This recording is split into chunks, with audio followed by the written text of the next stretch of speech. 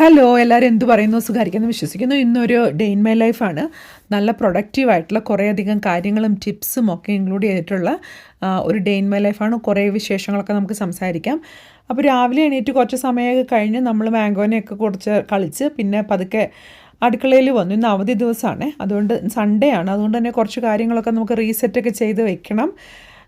അപ്പം ഞങ്ങൾ സൺഡേയ്സിൽ ഞാൻ ആദ്യം എണീറ്റേണ്ട കാര്യങ്ങളൊക്കെ സ്റ്റാർട്ട് ചെയ്യും. ഇവരൊക്കെ നമ്മളെല്ലാവരും ഏകദേശം ഒരേ സമയത്ത് എണീറ്റാലും പലരും പല പല അവരവരുടേതായ കാര്യങ്ങളൊക്കെ ചെയ്ത് പിന്നെ നമ്മുടെ മീറ്റിംഗ് പോയിൻ്റ് എന്ന് പറഞ്ഞാൽ അടുക്കളയിലാണ് കേട്ടോ. അപ്പോൾ ഇന്ന് തോമസ് ഈ നമ്മുടെ ദോശ മറ്റേ ഗോതമ്പിൻ്റെ ദോശ ഉണ്ടാക്കാമെന്ന് പറഞ്ഞിട്ടുണ്ടായിരുന്നേ.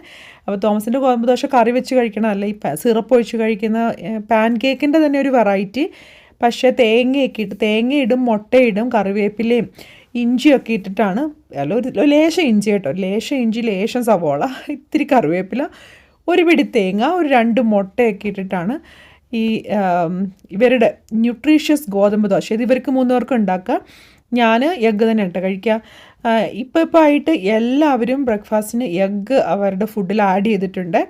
ഞാൻ 2 എഗ്ഗ് കഴിക്കും. 2 എഗ്ഗിൽ നിന്ന് കുറേ പ്രോട്ടീൻസ് ഒന്നും ഇല്ല കേട്ടോ.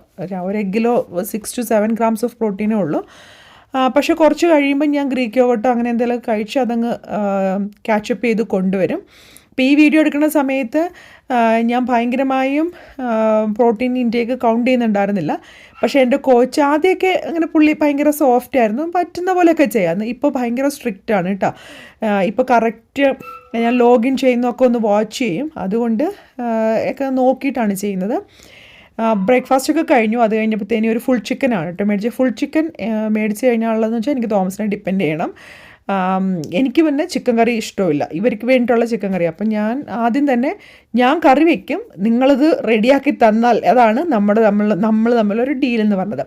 ഇന്നെല്ലാം ഉണ്ടാക്കണം കേട്ടോ, ചോറും കറികളും പലതും വയ്ക്കണം. അപ്പോൾ എളുപ്പത്തിലുള്ള എൻ്റെ കുറച്ച് കാര്യങ്ങളൊക്കെ മറ്റുള്ളവർക്ക് ഉപകാരപ്പെടുകയാണെങ്കിൽ ചെയ്തോട്ടെ എന്ന് വിചാരിച്ചിട്ടാണ്. ഈ ഇൻസ്റ്റപോട്ട് എന്ന് പറയുന്നത് ഒരു തരം പ്രഷർ കുക്കറാണ്, പക്ഷേ അത് ടൈമർ യൂസ് ചെയ്തിട്ട് വർക്ക് ചെയ്യുന്ന ഒരു സിസ്റ്റമാണ്. അപ്പം നമ്മുടെ കുക്കർ ഉപയോഗിച്ച് ചെയ്യുന്ന എല്ലാ കാര്യങ്ങളും നമുക്ക് ചെയ്യാം. പ്ലസ് നമുക്ക് അതിനകത്ത് സ്ലോ കുക്ക് ചെയ്യാം, സോട്ടെ, അതായത് നമ്മുടെ വഴറ്റിയെടുക്കാം. അപ്പം ഇൻസ്റ്റപോട്ട് എന്ന് പറയുന്നത് തന്നെ ബ്രാൻഡ് ഇപ്പോൾ ഇന്ത്യയിലും അവൈലബിൾ ആണെന്ന് നമ്മുടെ ഒരു ഫാമിലി ഒരാൾ പറഞ്ഞിട്ടുണ്ടായിരുന്നു. നമുക്ക് നല്ലൊരു ഇൻവെസ്റ്റ്മെൻ്റ് ആണ് കേട്ടോ. നമ്മൾ കുക്കറൊക്കെ ഉപയോഗിക്കണ പോലെ തന്നെ കുക്കറാകുമ്പോൾ നമ്മൾ നോക്കി നിൽക്കണ്ടേ, അത് അടിച്ച് അങ്ങോട്ട് അതിൻ്റെ സമയമൊക്കെ മറ്റേത് നമ്മൾ സമയം നോക്കി സെറ്റ് ചെയ്ത് വെച്ചാൽ മതി. അപ്പോൾ ഞാൻ ഇൻസ്റ്റപോട്ടിൽ ചോറ് വെക്കാൻ വെച്ചിട്ടുണ്ട്. 2 കപ്പ് അരിയും അതിൻ്റെ ഒരു 3/4 പാത്രം വെള്ളം ഒഴിച്ചിട്ട് 1 മിനിറ്റ് എന്നുള്ള പ്രഷറാണ് അതിൽ സെറ്റ് ചെയ്ത് വെക്കുന്നത്. അത് കൂടുതലായി അങ്ങോട്ട് വെന്ത് പോകും. അപ്പോൾ നമ്മൾ പല അരിക്കും പല ഇൻസ്റ്റപോട്ടും അനുസരിച്ച് ആദ്യം ഒന്ന് നോക്കണം, ഏറ്റവും കുറവിലൊക്കെ ഒന്ന് വെച്ച് നോക്കുക. വൺസ് മനസ്സിലായി കഴിഞ്ഞാൽ അതാണ് നമ്മുടെ പോയിൻ്റ് എന്ന് അറിഞ്ഞു വയ്ക്കുക. അപ്പം ഞാൻ വെക്കുന്നത് എങ്ങനെയാണെന്ന് വെച്ചാൽ ലോ പ്രഷറിൽ 1 മിനിറ്റ് എന്നുള്ള പ്രഷർ സെറ്റ് ചെയ്ത് വെക്കും.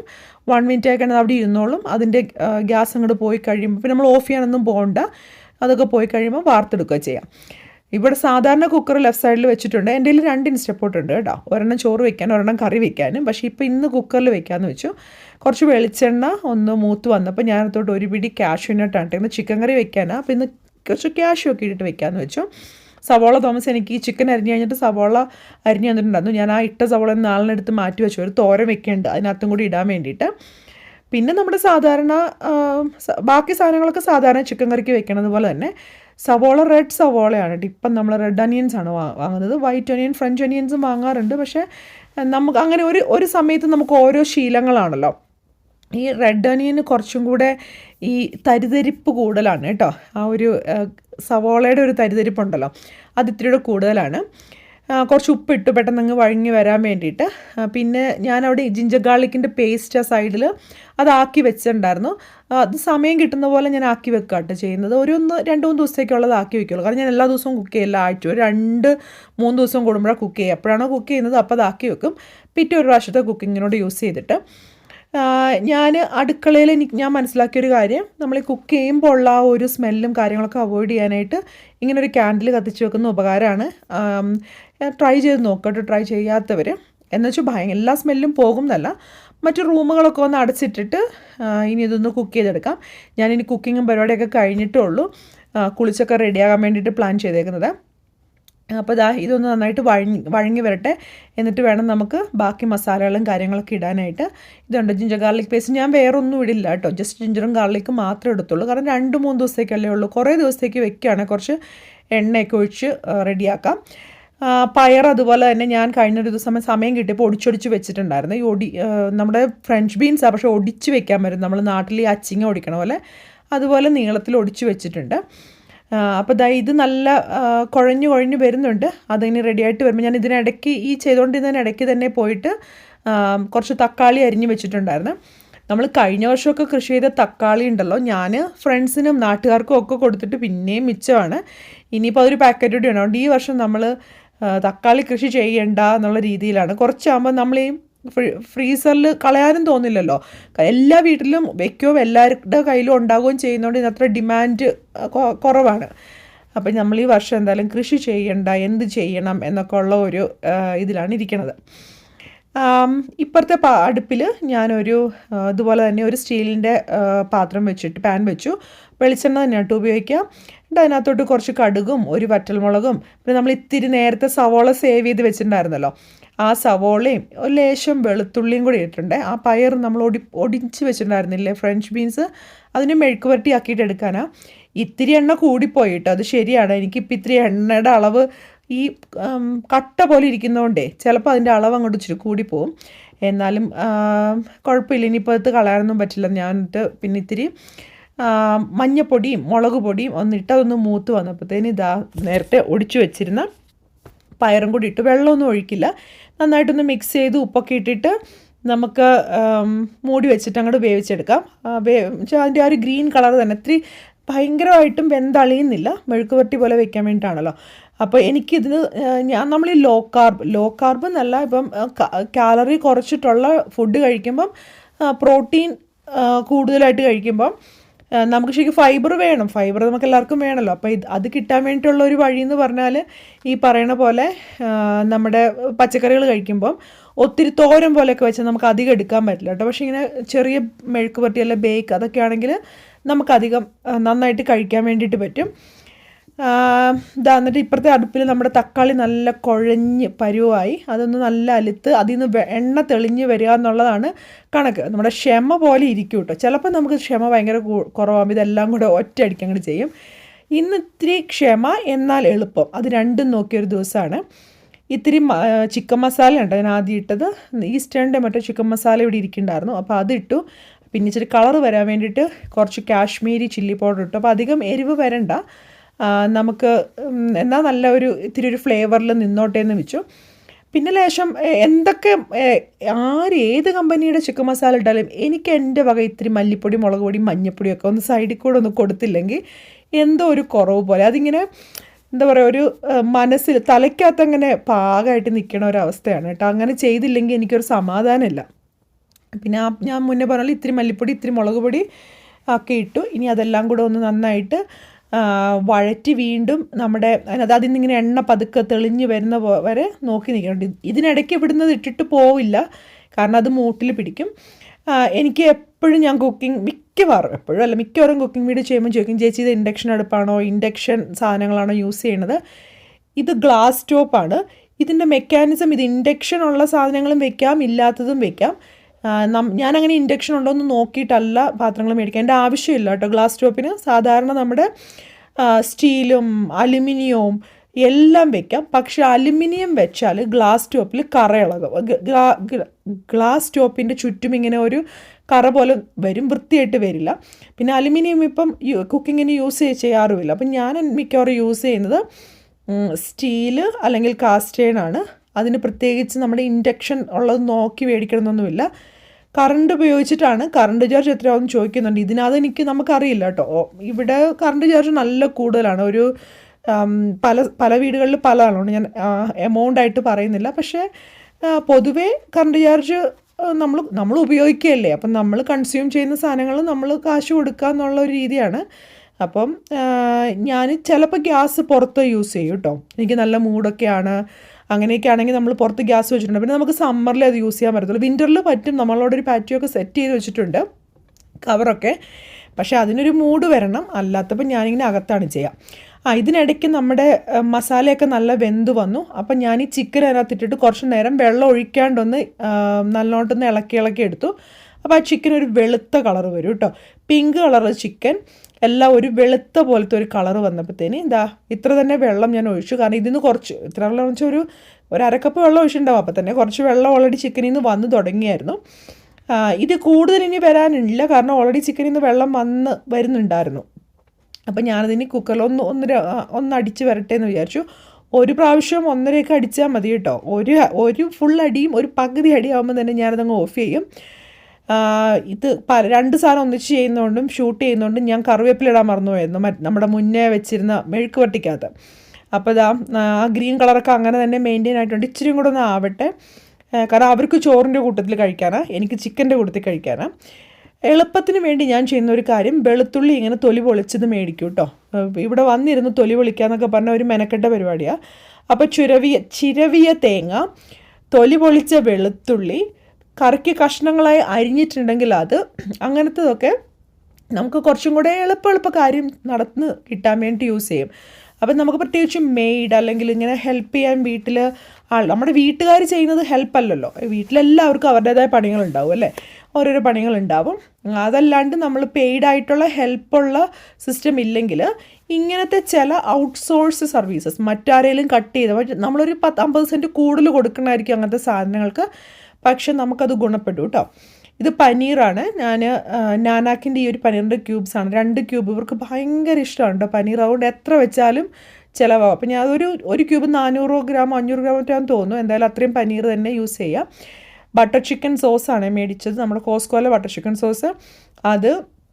അതിൻ്റെ ഒരു ഫുൾ പാക്കറ്റ് സോസ്. വേറെ സവോള ഇതൊന്നും ഇട്ടാൽ ഇവർക്ക് ഇഷ്ടമല്ല കേട്ടോ. ഇതാണ് ഇവർക്ക് ഏറ്റവും ഇഷ്ടമുള്ള ഒരു ബട്ടർ ചിക്കൻ. എനിക്ക് ഏറ്റവും എളുപ്പം. ആ സോസ് അത്ര തന്നെ വെള്ളം കൂടെ ഒഴിച്ച് അതൊന്ന് തിളച്ച് വരുമ്പോഴത്തേനും ഞാൻ ഇങ്ങനെ പച്ചയ്ക്ക് തന്നെയാണ് കേട്ടോ ഈ പനീറിടാം. പനീർ വറുത്തിട്ടൊക്കെ ഇടാം, പക്ഷേ പലതിന് പല ടേസ്റ്റാണ്. അങ്ങനെ വറുത്ത് കഴിയുമ്പോൾ അതിനൊരു ക്രിസ്പിനെസ് പോലെ വരും. അത് ഇവർക്ക് ഈ സോഫ്റ്റായിട്ട് പനീർ കിടക്കുന്ന ഇഷ്ടം. അപ്പോൾ കഴിക്കുന്നവരുടെ ഇഷ്ടത്തിന് ഉണ്ടാക്കാം. എനിക്ക് പണി കുറവെന്നുള്ളത് എളുപ്പമാണ് അല്ലേ.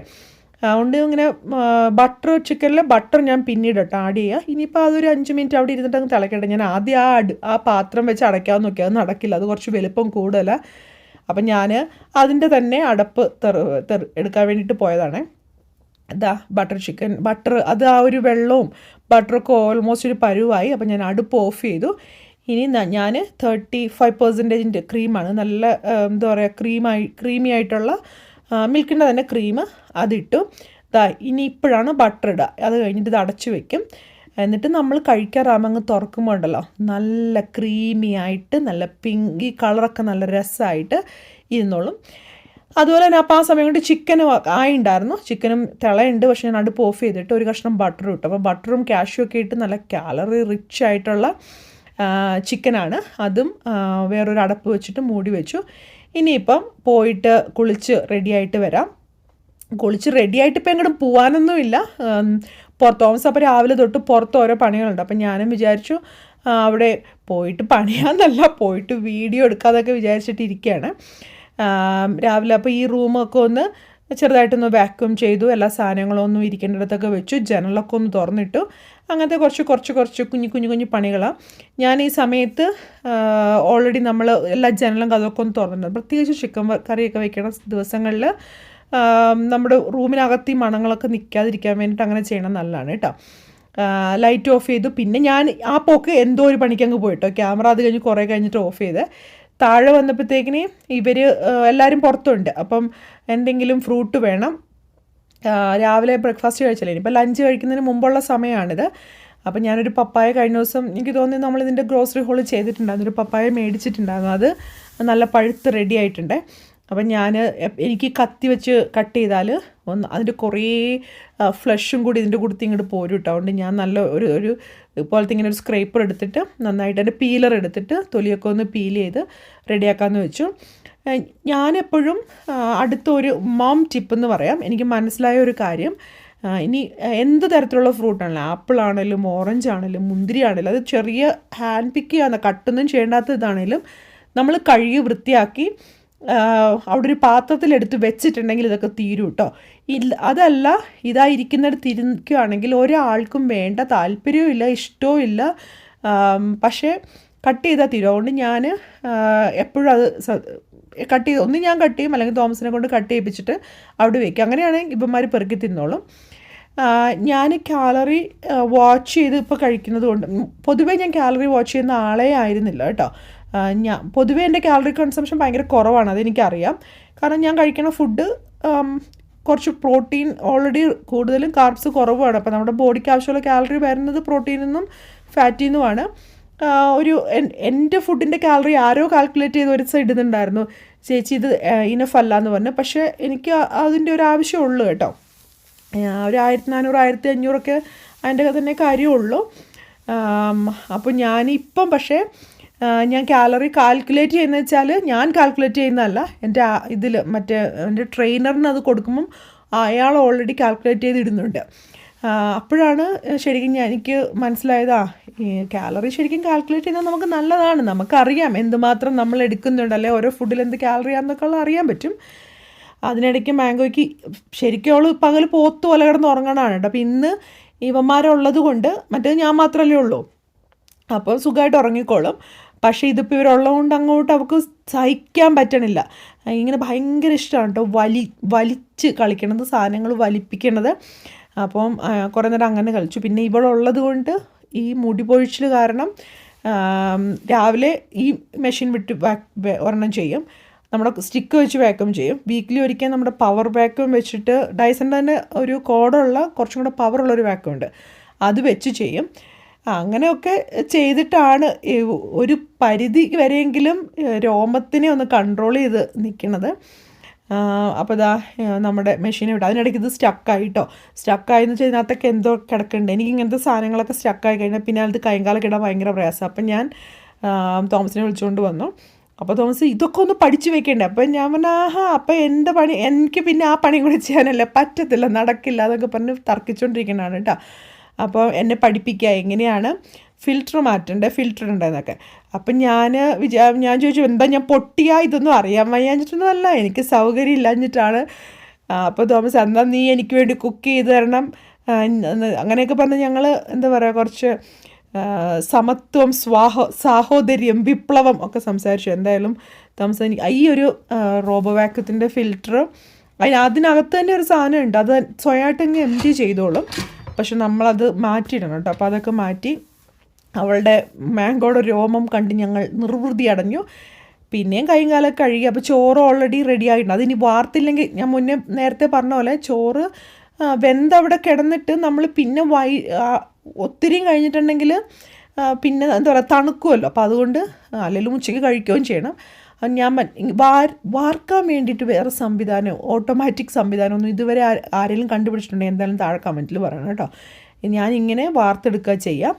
ഇതാണ് ചോറും കറികളും എല്ലാം. കുറച്ച് ചോറും കൂടുതൽ കറികളും കഴിക്കാൻ ഞാൻ അവരെ പഠിപ്പിച്ചുകൊണ്ടിരിക്കാം. ഇതാണ് എൻ്റെ ഫുഡ് കേട്ടോ. ഇതിൻ്റെ സൈഡിലുള്ളത് കായും ബ്ലാക്ക് ബീൻസും കൂടെ ഉള്ള ഒരു, ബ്ലാക്ക് ബീൻസും പിന്നെ നമ്മുടെ വൻപയറൊക്കെ ഉള്ള ഒരു കറി പോലെ വെച്ചിട്ടുണ്ട്. അത് എടുത്ത് വെച്ചതാണ് ചിക്കനും ആ ഒരു ബീൻസിൻ്റെ തോരനും. അതാണ് എൻ്റെ ഫുഡ് ഞാൻ കഴിച്ചത്. ഇനിയിപ്പോൾ ബാക്കി ഞാൻ എപ്പം കറികൾ വെച്ചാലും ഞാനൊരു ബാച്ച് ഒരു ദിവസം ഇന്നും നാളത്തേക്കും കൂടെ ഉള്ളത് ഉറപ്പായിട്ടും വെക്കണം. കാരണം എവരി അതർ ഡേ ആണ് കുക്കിംഗ്. അതിപ്പോൾ ജോലിക്ക് പോയാലും അല്ലെങ്കിലും അങ്ങനെ തന്നെയാണ്. എന്നാൽ ഞാൻ ഓർക്കുക, ശരിക്കും പറഞ്ഞാൽ എനിക്ക് എല്ലാ ദിവസവും വീഡിയോ ചെയ്യുന്നവരോടും എല്ലാ ദിവസവും വീട്ടമ്മ ആയിരിക്കുമ്പം തന്നെ മറ്റ് ജോലികൾ ചെയ്യുന്നവരുണ്ടല്ലോ ഭയങ്കര റെസ്പെക്റ്റാണ്. കാരണം വെച്ചാൽ ഇതിന് പ്ലാനിങ്ങും കമ്മിറ്റ്മെൻറ്റും ഇല്ലെങ്കിലും നടക്കില്ല എന്നുള്ള ഒരു ഉറപ്പുള്ള കാര്യം അല്ലേ. ഇതിനിടയ്ക്ക് ഇനി നമ്മളെല്ലാം പൂട്ടിക്കെട്ടുന്നതിന് മുമ്പ് നമ്മുടെ ഇൻസ്റ്റപ്പോട്ട് ഇങ്ങനെ എപ്പോഴും തുടക്കില്ല കേട്ടോ, വല്ലപ്പോഴൊക്കെ ഒന്ന് തുടയ്ക്കും. അപ്പോൾ ഇന്ന് അങ്ങനെ തോന്നിയൊരു ദിവസം അപ്പോൾ തുടച്ചു വെച്ചു. അപ്പോൾ ഞാൻ പുറത്ത് ചെന്നപ്പോൾ ഇവരിവിടെ ഭയങ്കര വെട്ടും പിടുത്തവും കാര്യങ്ങളൊക്കെ ചെയ്യാണ്. ഉച്ച കഴിഞ്ഞ് നമുക്ക് കിടക്കാൻ തോന്നില്ലേ ചേച്ചി, അപ്പോൾ എന്ത് ചെയ്യുമെന്ന് ചോദിക്കുന്നുണ്ട്. എനിക്ക് തോന്നുകയേ ഇല്ല കേട്ടോ. ഒന്നാമത് ഞാൻ ഇപ്പം എൻ്റെ കൂടെ തന്നെ വർക്ക് ചെയ്യുന്നതിൽ പോലും നാപ്പ് ചെയ്യുന്നവർ, പവർ നാപ്പ് എടുക്കുന്നവരുണ്ട് കേട്ടോ. പവർ നാപ്പ് നമുക്ക് എൻ്റെ വർക്ക് ആ ഒരു ഫ്ലെക്സിബിലിറ്റി ഉണ്ട്, നമുക്ക് ബ്രേക്കുകളുണ്ട്. പവർ നാപ്പ് എടുക്കുന്നവരുണ്ട്, പവർ വാക്ക് എടുക്കുന്നവരുണ്ട്. ഞാൻ പവർ വാക്ക് എടുക്കുന്ന ടൈപ്പാണ്. ഇതുകൊണ്ട് ലൈലാക്ക് നല്ല പൂത്ത് നല്ല മണമാണ് കേട്ടോ. ആയിട്ട് വെച്ചേക്കുന്നത്. എനിക്ക് ഉച്ച കഴിഞ്ഞ് ഉറക്കം വരില്ല, ഉറങ്ങാൻ കിടന്നാൽ വരുമായിരിക്കും, പക്ഷേ ആ സമയത്താണ് ഞാൻ വീഡിയോ എഡിറ്റിങ്ങും വോയിസ് ഓവർ കാര്യങ്ങളൊക്കെ ചെയ്യുന്നത്.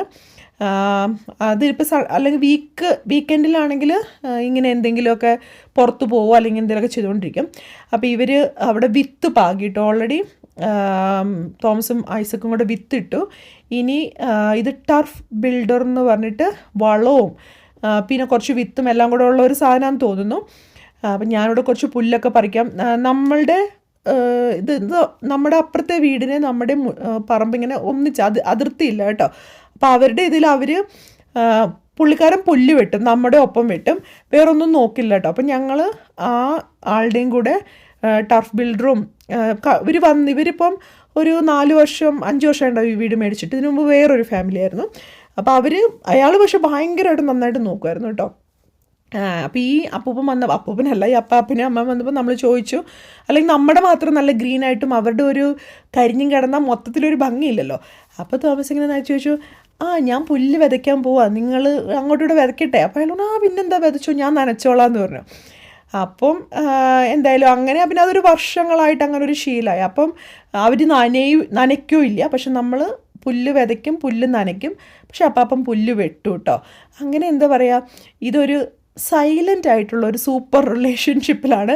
അങ്ങനെ സൈലൻ്റ് ഒന്നും അല്ല, അവർക്ക് നമ്മളിപ്പോൾ എപ്പോഴും വെട്ടണോ പിടിക്കണോ എന്ന് ചോദിക്കേണ്ട ആവശ്യമില്ലെന്നുള്ളൂ. നല്ല നെയ്ബർഹുഡാണ് കേട്ടോ നമ്മുടേത്, ഭയങ്കര കാര്യമാണ്. അപ്പം ഞാനിതിനിടയ്ക്ക് ഇവിടെ വെറുതെ വീഡിയോ എടുക്കാൻ വന്നപ്പോഴത്തേക്കും തോമസ് എൻ്റെ ഈഗോനെ അഫക്റ്റ് ചെയ്യുന്ന പോലെ, നിനക്ക് നാണാവില്ലേ എൻ്റെ ചെടിയുടെ വീഡിയോ എടുത്തിടാനായിട്ട്, ഒരു പുല്ലെങ്കിലും പറിക്കുമെന്ന് പറഞ്ഞു. അപ്പം ഞാൻ അത്രയ്ക്കായോ എന്നാന്ന് പറഞ്ഞ് ഞാൻ കുറച്ച് പുല്ലങ്ങോട്ട് പറിച്ചു, അല്ലാണ്ട് ഇപ്പം എന്താ പറയുക. പിന്നെ അത് കഴിഞ്ഞ് അവർ വിതച്ച് കഴിഞ്ഞാൽ നനയ്ക്കണം കേട്ടോ. ഇനി ഈ ഒരു നന കഴിഞ്ഞ് ഇതിൻ്റെ പിന്നത്തെ അടുത്തൊരു 3-4 ദിവസം ഭയങ്കര മഴയുള്ള ദിവസമായിരുന്നു. മഴയെന്ന് പറഞ്ഞാൽ ഫ്ലഡിങ് വരുമെന്നുള്ള പേടിയുള്ള പോലത്തെ മഴയുള്ള ദിവസം. അതുകൊണ്ട് തന്നെ ഇപ്പം ഞാൻ വോയിസ് ഓവർ എടുക്കുമ്പോൾ നമ്മുടെ പുല്ലൊക്കെ നല്ല സൂപ്പറായിട്ട് ആയിട്ടുണ്ട്. വൈകുന്നേരം ഇപ്പോൾ വീഡിയോ ഓൾറെഡി തന്നെ ലോങ് ആയല്ലേ. വൈകിട്ട് അവരുടെ എന്താ പറയുക കൃഷിപ്പണിയൊക്കെ കഴിഞ്ഞിട്ട് അപ്പനും മോനും കൂടെ ജമ്പനും തുമ്പനുമായിട്ട് പുറത്തോട്ടൊക്കെ പോയിട്ടുണ്ട്. അപ്പോൾ ഇനിയിപ്പം നമ്മൾ നമ്മുടെ നാളത്തേക്കുള്ള പ്രിപ്പറേഷനും പിന്നെ കുറച്ച് സമയം സ്ക്രോളിങ്ങും വീഡിയോ ഒക്കെ ആയിട്ട് അങ്ങനെ പോവാണ്. അപ്പോൾ നമ്മുടെ ചാനൽ സ്ഥിരമായിട്ട് കാണുന്നവരാണെങ്കിൽ വീഡിയോ ഇഷ്ടമായെങ്കിൽ തീർച്ചയായിട്ടും ലൈക്ക് ചെയ്യണം. ഹൈപ്പ് ചെയ്യാൻ വേണ്ടി മറക്കരുത്, പോയിന്റ് തരാനായിട്ട്. Thank you so much. Hype ചെയ്യുന്നവർക്കും പോയിന്റ് തരുന്നവർക്കും ഒക്കെ താങ്ക് യു സോ മച്ച്. നമ്മൾ കുറച്ചധികം വീഡിയോസ് അടുത്ത ദിവസങ്ങളിലൊക്കെ ഇട്ടിട്ടുണ്ട്. വീഡിയോസൊക്കെ കണ്ടു നോക്കണം. നിങ്ങളുടെ അഭിപ്രായങ്ങളും നിർദ്ദേശങ്ങളും ഒക്കെ പറയാൻ മറക്കരുത്. നിങ്ങൾ പറഞ്ഞേക്കുന്ന വീഡിയോ സജഷൻസ് ഒക്കെ ഞാൻ നോട്ട് ചെയ്ത് വെച്ചിട്ടുണ്ട് കേട്ടോ. പതുക്കെ നമ്മൾ ഇപ്പം ഞാൻ ഓൾറെഡി എടുത്ത് വെച്ച വീഡിയോസൊക്കെ ഒന്ന് എഡിറ്റ് ചെയ്ത് ക്യാമറയിൽ നിന്ന് ഒഴിവാക്കിയിട്ട് വേണം പതുക്കെ നമുക്ക് സിറ്റ് ഡൗൺ വീഡിയോസും കാര്യങ്ങളും ഒക്കെ ചെയ്യാൻ വേണ്ടിയിട്ട്. അപ്പം ഞാനൊരു ഹെൽത്തി ലൈഫ് സ്റ്റൈൽ ആ ടൈപ്പ് ഒരു വീഡിയോ ഇൻ മേക്കിംഗ് ആണ്. അപ്പോൾ എന്തായാലും ഇന്നത്തെ വീഡിയോ ഇഷ്ടമായെന്ന് വിചാരിക്കുന്നു. അടുത്ത വീഡിയോ ആയിട്ട് ഉടനെ വരും വരെ ബൈ, ടേക്ക് കെയർ.